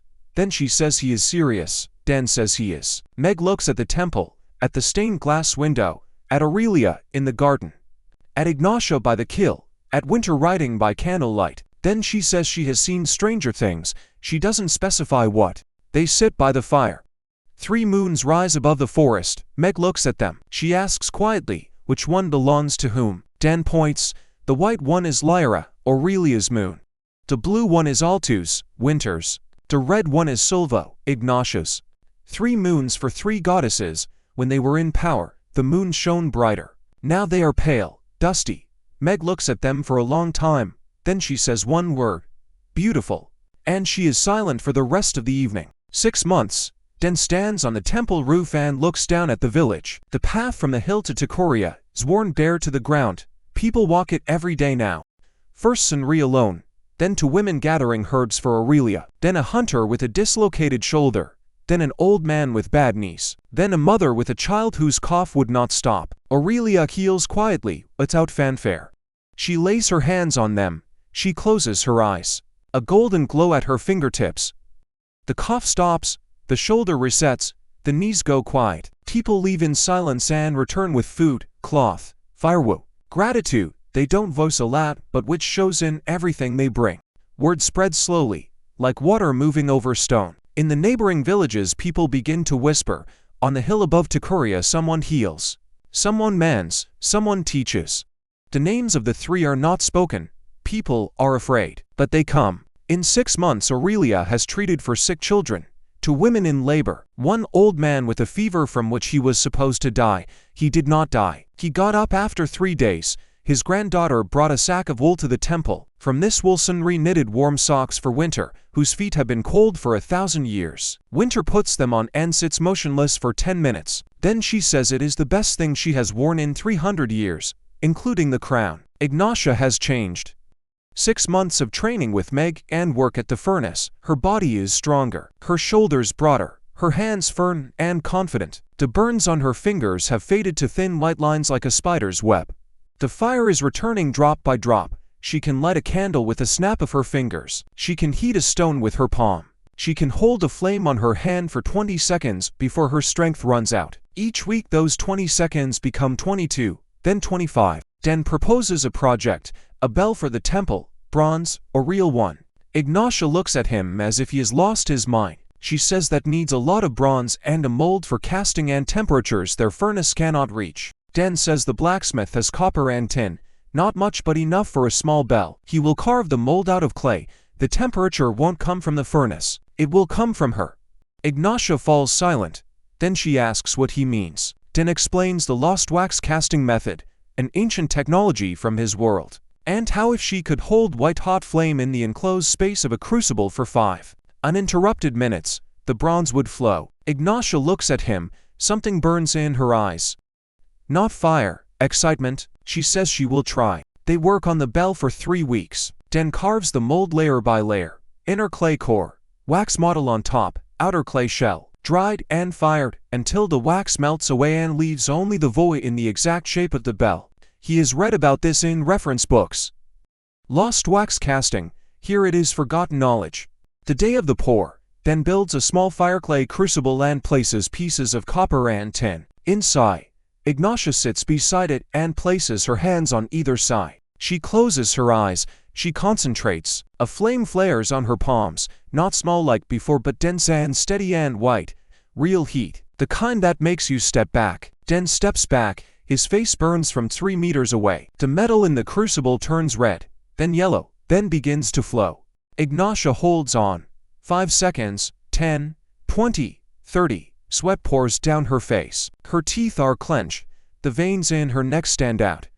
40 seconds, a minute. The bronze flows like liquid gold. Dan grabs the crucible with palms and pours it into the mold. The metal fills the void. It hisses, smoke pours from every crack. Ignatia lets go. She drops to her knees. Her hands shake. She raises her head and looks at the mold still smoking and steaming, then at Dan. And she smiles. Widely, opally, teeth white against her soot-dark face. The first real smile from Ignatia in all this time. 3 days of cooling. When Dan breaks open the mold, a bell sits inside. Small, the size of a palm, bronze, thin walls, a handle on top. He strikes the rim with a stone. A sound rings out. Clear, high, bright. It echoes across the hill and into the sky. The echo returns from the forest. Ignatia takes the bell from his hands and holds it with both palms. She presses it to her chest.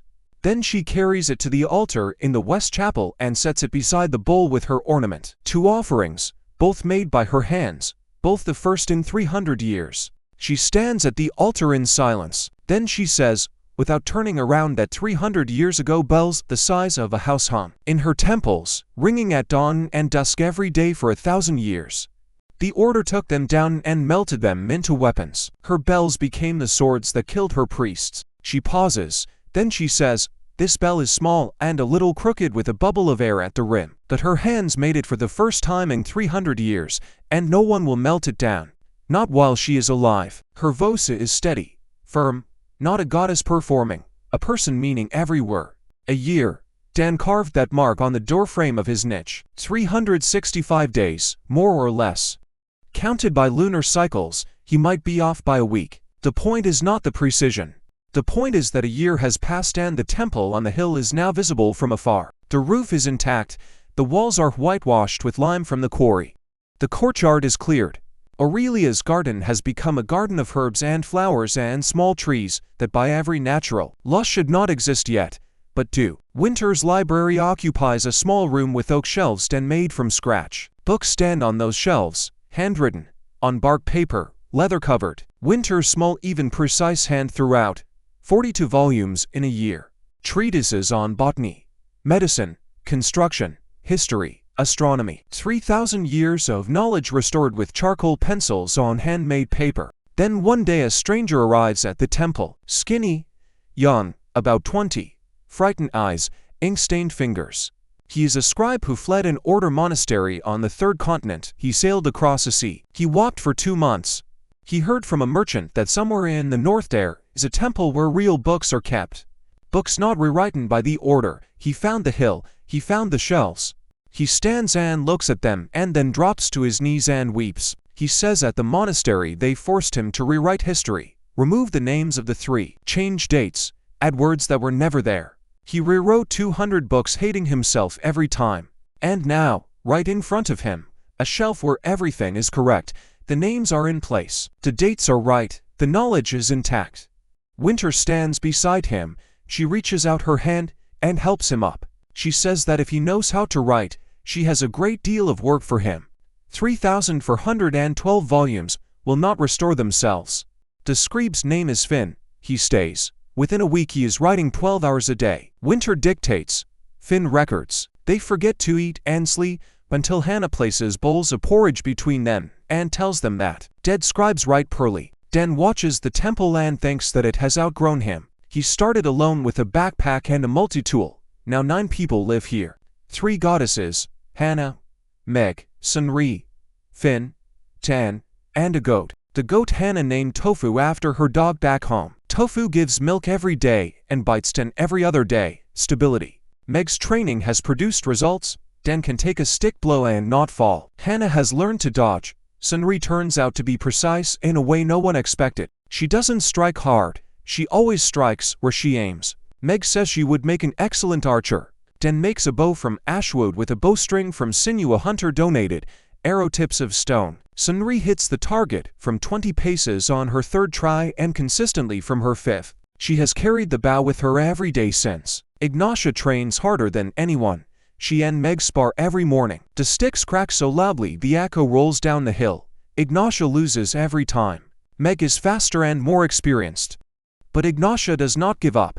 She gets up again and again. Meg doesn't praise her. She doesn't console her. She just teaches through defeat, one precise calculated blow at a time. Then one morning Ignatia lands a strike to Meg's side. First time in for months. Meg steps back. She rubs her side. She says it hurt. That is all she says. Ignatia stands with her stick ready, breathing hard. Then she smiles, broadly, triumphantly. Meg tells her not to let up and strikes again. Ignatia dodges. First time that has happened too. Meg raises an eyebrow, says, "Progress." They face each other, soaking wet and dirty, and both are almost smiling. The autumn fair is approaching, the very one the village elder warned about 2 months ago. Den has been preparing the whole time. 18 trap pits, 10 signal tripwires, 3 stone barricades, 2 narrow passages, heavy doors. The underground passage clear and camouflaged. 2 weeks of food store in the library wing. Water in sealed jugs, medicine from Aurelia's garden, winter's notes in a portable case. Everything ready for evacuation if needed. Meg times the evacuation route, 5 minutes running from the first tripwire to the temple, 3 minutes from the temple to the exit of the underground passage, 8 minutes total. She says that is enough, if the warning system works. Den adds one more thing, a signal fire, an oh-soap rag on a pole at the foot of the hill. If anyone in the village spots danger, they light it. The smoke is visible from the temple. The village elder agrees to keep watch. The fair lasts 3 days. Den stays at the temple. He waits.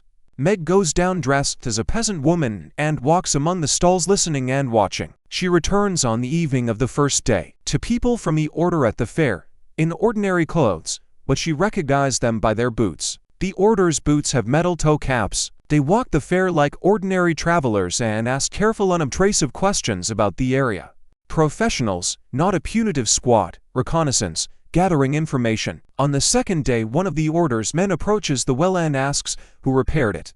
The woman drawing water says was a craftsman passing through. He fixed it and left. The man writes something down. Then looks at the hill for a long time, then leaves. The third day the fair ends. The order's men leave. The temple breathes.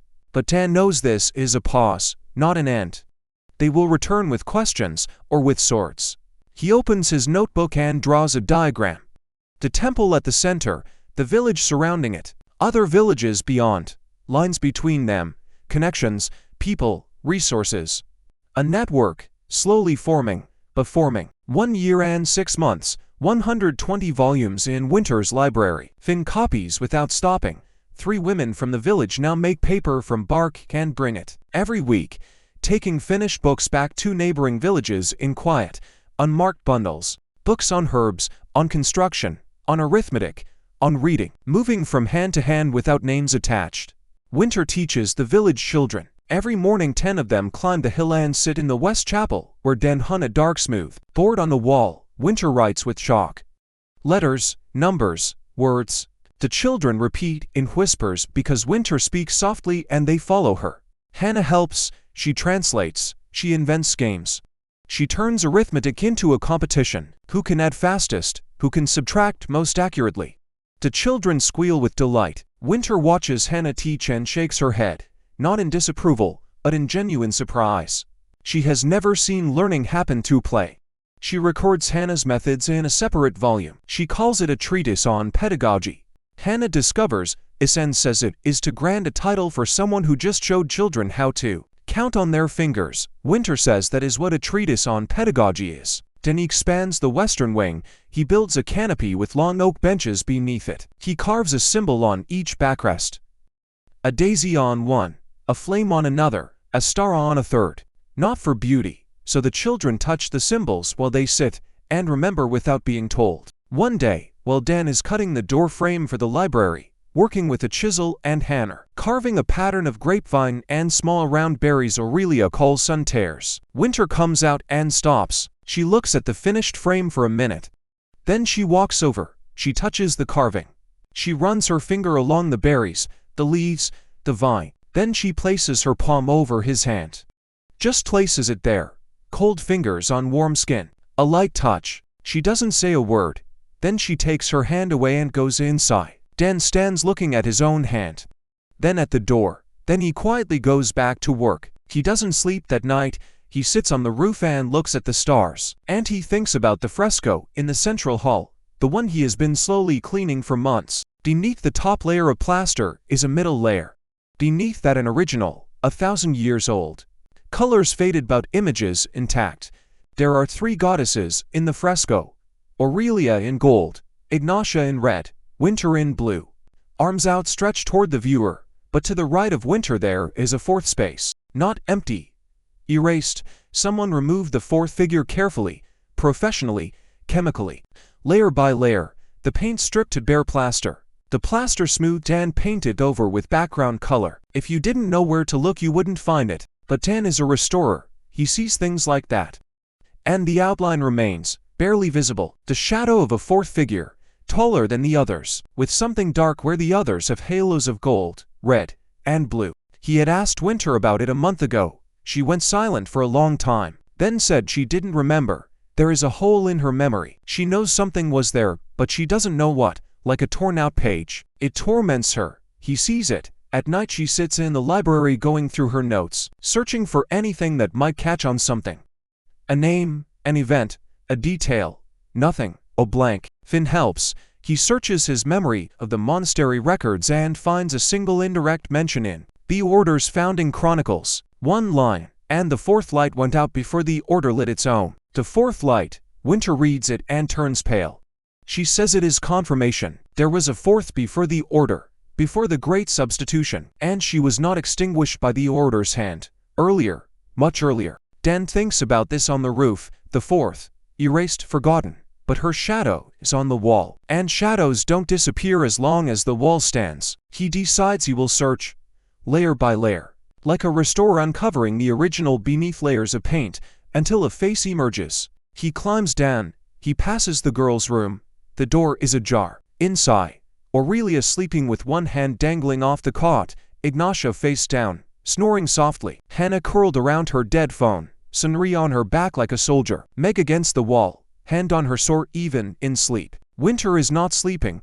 She sits by the window in the moonlight, a book on her lap, not reading, looking out at the 3 pale moons. Dan stops in the doorway. She turns and sees him. He asks if she cannot sleep. She says the hole in her memory won't let her, like a splinter in her head. You know something is there but you cannot pull it out. Dan sits on the threshold. He says they will find it.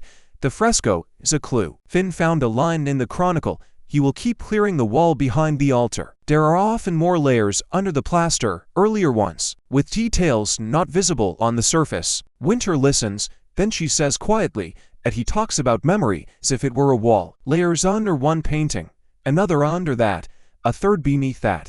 Dan says for him that is exactly what it is. Memory is a building. Sometimes the walls crumble, sometimes they are bricked up, but the foundation is always there. Always. Winter is silent for a long time. Then she says he is a strange man. He asks in what sense. She says most people in his position would be looking for a way home, or a way to gain power, or at least a way to survive. Dan doesn't answer. He lets the silence hold. Then he goes back to his niche and lies down. His back aches. His hands are still from a day of carving, but his mind is already on the wall behind the altar, on what lies underneath. 2 years. The temple of the 3 on the hill above Takuria is a temple again. Not ruins, not a shelter, a temple. Glass in every window. Stained glass in the west chapel, carved doors. A library with shelves full of handwritten volumes, a school, an infirmary where Aurelia treats the sick every day. A smithy beside the temple where Ignatia forges tools, nails, hinges, horseshoes, and everything the surrounding villages need. The village blacksmith now works alongside her and says he has learned more in a year than in 20 years before, because she knows fire as no one else does. A bell above the entrance. Sunri hung it there. It rings every morning. The sound carries through the valley to the village and people look up from their work and smile. The temple feeds people, heals them, teaches them, repairs things, and the people feed the temple. Cloth and wood and stone and time, and hands and faith. Quiet, without ceremony, but genuine. They arrive on the day of the equinox. The order, not scouts, an embassy, 6 of them. A man on horseback in front, white cassock, silver chain, an amulet at his chest bearing the symbol of the sun at its zenith. Father Regius, the Inquisitor himself, for guards in chain mail. One scribe with a book. Meg spots them from her lookout tree at the foot of the hill and whistles twice. Danger. Den gathers everyone immediately. Not a punitive squad. 6 people, an embassy. He tells Finn to leave through the underground passage now. Finn grabs his notes and disappears into the library wing. Den tells Hannah to go with Finn and guard him. Hannah doesn't want to leave. He looks at her and says she is 17, and that he promised himself nothing would happen to her. Hannah opens her mouth, closes it, hubs him quickly, and runs. 6 remain.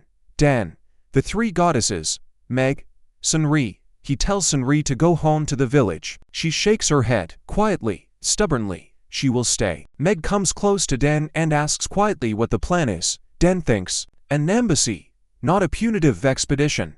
This isn't an attack. It is negotiations, or reconnaissance before an attack. But words first, that means there is time. He says he will go out to meet them alone. He will talk. Meg says it is suicide. Dan says 6 men won't storm the temple. They came to talk, so he will talk. Meg clenches her teeth. She nods. She says she will be at the door with a sword, if anything goes wrong. Dan steps out onto the temple steps. The Inquisitor has left his horse below and is walking up the path. Dan stands and waits. Regius stops 10 paces away. Dan looks at his face. Not what he expected, not a fanatic with burning eyes, a man in his 50s. Thin and intelligent, deep wrinkles. Gray eyes tire in the way of someone who has seen too much and thought about it too long. Regius surveys the temple, the roof, the walls, the stained glass windows, the doors, the smoke from the chimney, the garden on the hillside, the bell above the entrance. He takes his time, then he looks at Dan. He says he has not come for blood. He is an Inquisitor of the Order of the Radiant Hand. He has been informed of the revival of the cult of the 3 Shining Ones in the village of Tikoria. He wanted to see it himself, and to talk. Dan says he is ready to talk. He does not bow, he does not step aside, he simply says it. Regius climbs the steps. On his orders, the guards remain below. He enters the temple alone. Dan walks beside him. Regius walks slowly through every room. He looks at the fresco, the stained glass window, the altar, the bowl with Ignatia's ornament, the bell nearby, the bookshelves in the library, the chalkboard in the schoolroom, the water jugs, the pots of herbs. He walks in silence for 40 minutes. Dan is silent too. When they return to the central hall, Regius sits down on the bench, the one with the carved daisy on the backrest. He sits heavily, like a man who has been traveling a long time. Then he speaks. He says the 3 Radiant Ones were chaos, that before the Order the world drowned in wars and diseases, that the priestesses of noon burned entire cities, that the priestesses of dawn refused to heal those who didn't believe, that the priestesses of dusk hoarded knowledge and kept it from ordinary people. The Order brought order, one God, one law, one world without chaos, without the whims of goddesses. Dan listens without interrupting. Regius speaks for 15 minutes. He knows the history. He believes what he is saying. That much is obvious. When he finishes, Dan is quiet. Then he replies. He says he won't argue about history. He is not a priest or a prophet. He is a builder. He wants to show him something. He stands and leads Regius through the temple. He shows him the infirmary. In 2 years, they have admitted 6 women in labor and cured 40 people. How many infirmaries has the Order built in this region in the past 300 years? He shows him the school, 30 children from 3 villages learning to read and count. How many schools has the Order opened in this region? He shows him the library, 120 volumes on medicine, construction, agriculture, restored and being copied for the surrounding villages. What books has the order written for peasants in the past 300 years? He shows him the mill below. The village ground grain by hand for 3 years, while the mill stood broken. He shows him the spring. The village drank murky water, while the spring was blocked with stones, blocked on purpose, on the orders. He pauses. He looks at Regius and says quietly, "Show me what you have built over 300 years, and I will leave." Regius is silent for a long time. His face does not change. But his eyes, something cracks in his eyes, small, like a fracture line in glass, not destruction. The beginning of destruction. He stands without speaking. He leaves the temple. He descends the steps. He mounts his horse. The guards line up. The scribe closes his book. Regius turns the horse. Then he pauses and looks back at the bell above the entrance. He holds that gaze for a moment. Then he rides away without a word. Spring, the 3rd year, morning. Den stands on the temple roof looking at the world that has become his home. The hill is green. Aurelia's garden blooms white and yellow. Apple trees grow on the slope that could not possibly be here yet. 2 years old and already bearing blossoms. The low, Takuria goes about its morning. Smoke from the chimneys. The mill turns. Children run up the path toward school. The blacksmith hammers away. Tofu bleats for breakfast. But today is not an ordinary day. Den has been working on the fresco in the central hall for 3 months. Every evening, sometimes through the night. Clearing away plaster millimeter by millimeter with a bone scraper and a goat hair brush and a damp cloth and patience. Layer by layer. Middle plaster, bottom plaster. Then the original, 1,000 years old. The colors are faded, but the image is there. A 4th figure, a woman, tall and slender in a black dress, hair as black as night, eyes closed. A halo on her head, not gold, not red, not blue, but dark like a starless sky. Her hands are folded across her chest, not outstretched like the 3, clasped, closed. The 4th radiant one, the goddess of the night. Den gathers everyone. They stand before the fresco and look at the 4th figure in silence. Aurelia speaks first. She says she is starting to remember. Fragments, a dark room, a scream, hands, black light, a light that does not illuminate but absorbs. Ignatia turns pale. She remembers too. Intense heat, the kind that cracks stone. And a voice, a woman's voice, screaming a name she cannot remember. Winter is silent the longest. Then she speaks slowly, as if every word costs something. She says the hole in her memory is not empty. She has felt something there for a long time, a part of a stranger's soul inside her own, like a room behind a sealed wall. She always knew the wall was there. She did not know someone was alive behind it. Den asks who she is. The 4th. Winter closes her eyes and speaks slowly, each word measured against pain. Her name is Noctis, goddess of the night, the 4th radiant one. 1,000 years ago she wanted to leave. She was tired of people, of their greed, of their betrayals. She wanted to take the night with her forever. A world without night, without sleep, without rest, without end. Eternal day, eternal light, eternal madness. The other 3 stopped her but could not destroy her. A goddess cannot be killed. So they did the only thing they could. They locked Noctis inside winter, because twilight is the closest thing to night, the boundary between them the thinnest. They erased her from memory, from people, from themselves. They walled her in as one walls in a dangerous room, plaster and oblivion. But Noctis did not sleep. 300 years ago she found a crack in the wall and whispered. Through it, nudged the world, the great substitution. The order of the radiant hand, the one god of order, her revenge. Destroy the temples of the 3, weaken the sisters, tin the prison walls until she could break free. Den asks what happens if she breaks free. Winter answers evenly. Noctis will take the night. The world will lose sleep, lose darkness, lose the boundary between waking and peace. People will go mad within a generation. The world will die in the light. Then Den asks what happens if she doesn't break free. Winter answers more quietly. Then Noctis stays inside Winter forever.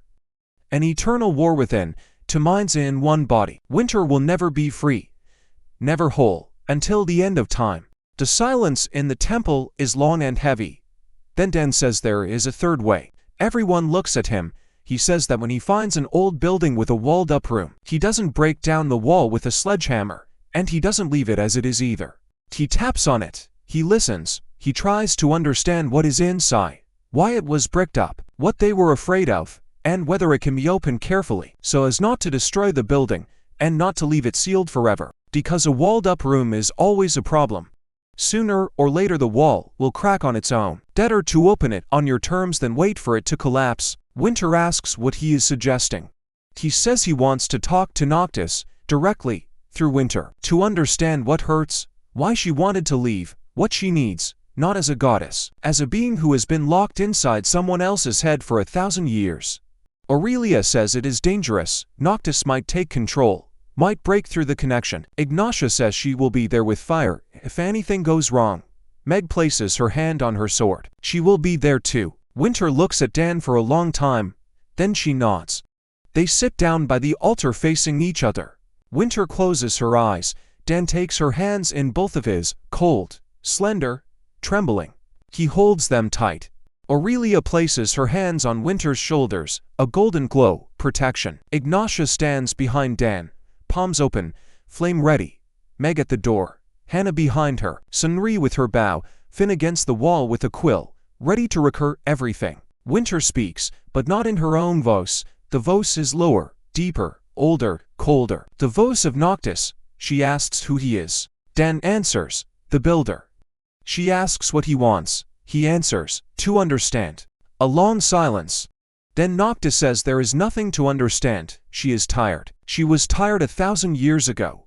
After 1,000 years in prison, the tiredness has not gone away. It has grown. It has become everything she is. Tiredness and anger and loneliness and darkness. Dan listens. Then he asks what she is tired of. The voice is silent for a long time.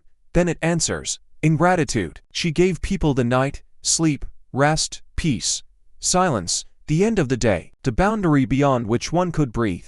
But people feared her. They hated the dark. They prayed for dawn.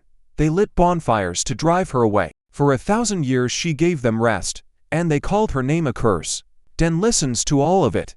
Then he says he understands. He says for 20 years he repaired buildings that people had abandoned. He entered churches no one wanted.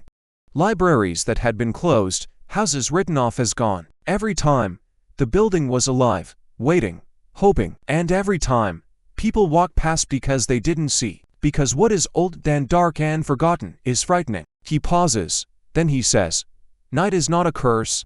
Night is a home where you can fall asleep. Darkness is a room where you don't have to do anything, where you can just be. A world without night is a world without peace, without a door you can close. The voice of Noctis falls silent for a very long time, then it grows quieter, softer. She asks what he is offering. Dan says he is offering a way out, not a prison. Not unconditional freedom, a way out. He will build her a chapel within the temple, the fourth, for night. With dark glass in the windows so it is always dim inside.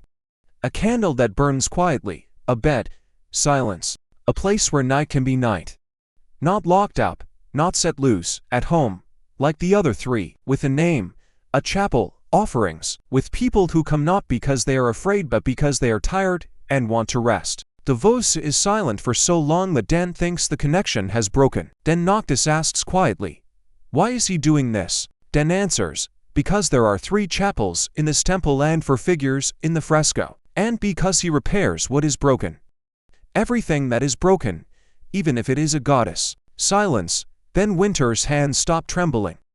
Then, for the first time, they grow warm. Winter opens her eyes, her own eyes, blue, clear, wet. She says Noctis agreed. She will not leave. She will not run. She will wait until Dan builds her a home. Aurelia lowers her hands, the glow fading. Ignatia closes her palms.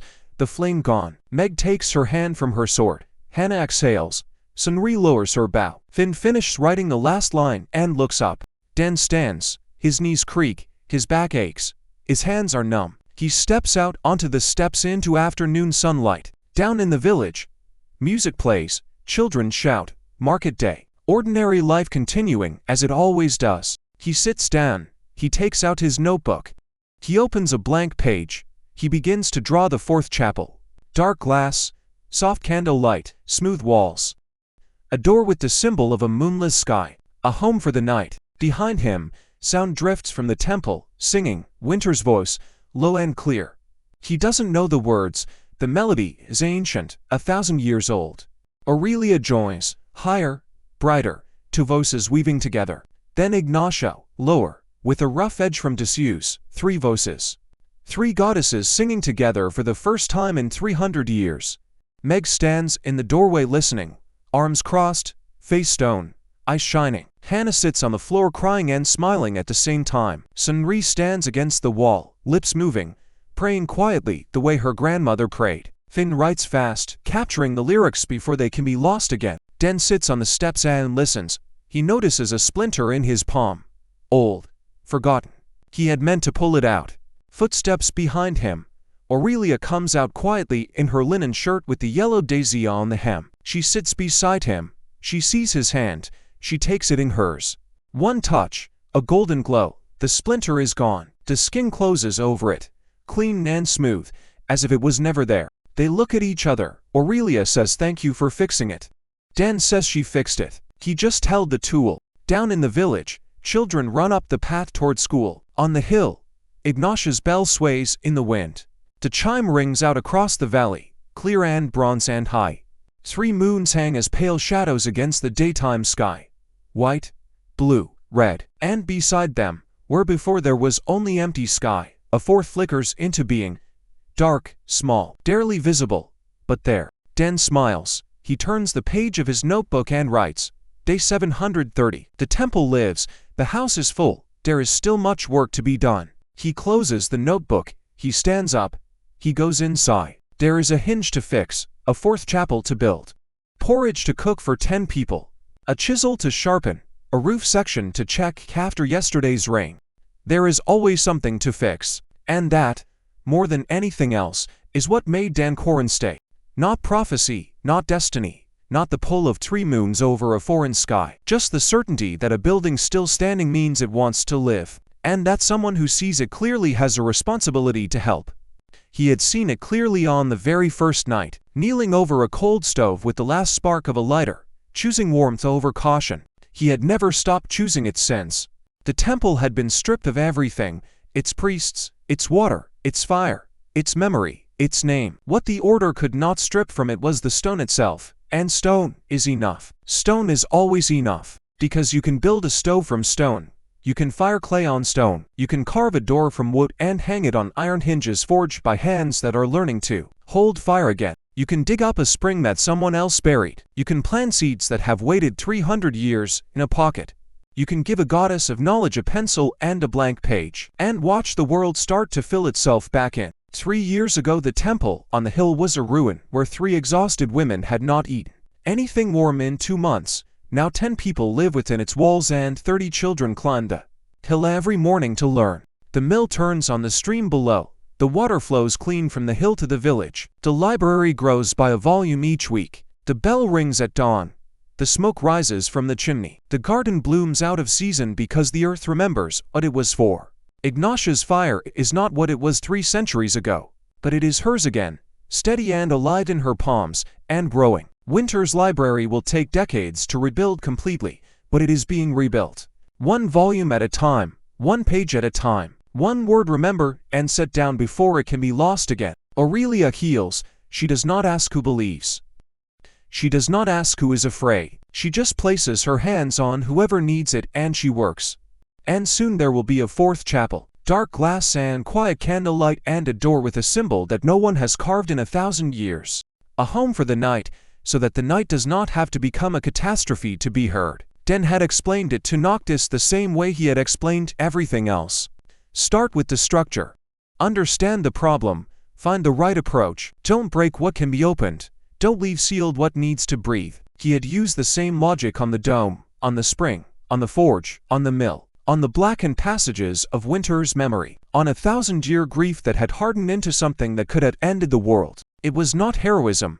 He would have said so clearly if anyone asked.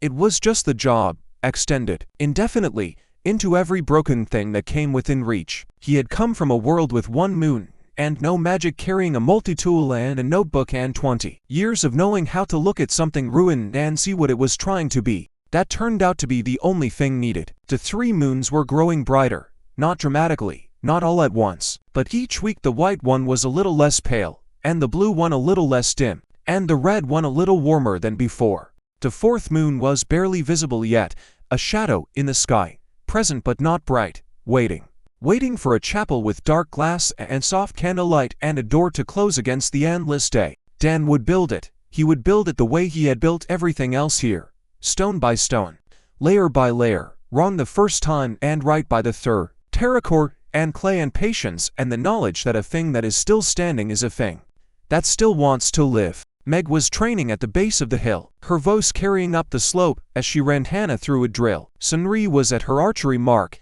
arrows striking the target one after the other. Finn was writing. Winter was watching him write and occasionally correcting, her pen scratching notes in the margins of his transcription. Ignatia was at her forge.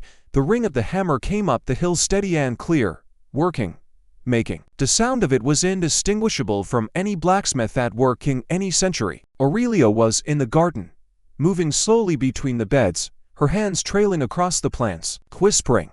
Tofu was attempting to eat Finn's notes from the corner of the table. Finn was defending them without looking up. Normal, ordinary, the ordinary life of a temple on a hill in a world with 3 moons. Staffed by goddesses and a builder and a former bounty hunter and a teenage girl from Seattle land. A scribe who escaped across an ocean. The hinge on the library door had been squeaking for a week. Dan had meant to fix it twice and been pulled away both times.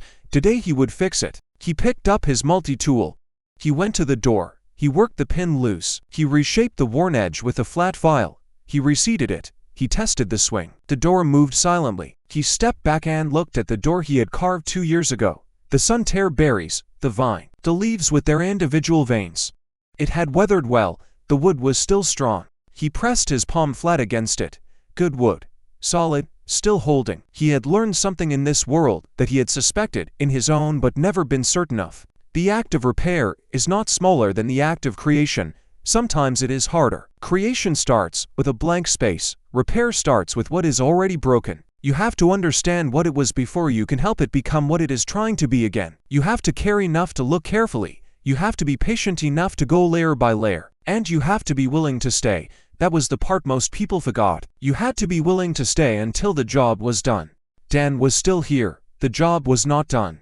He did not think it would be done for a very long time.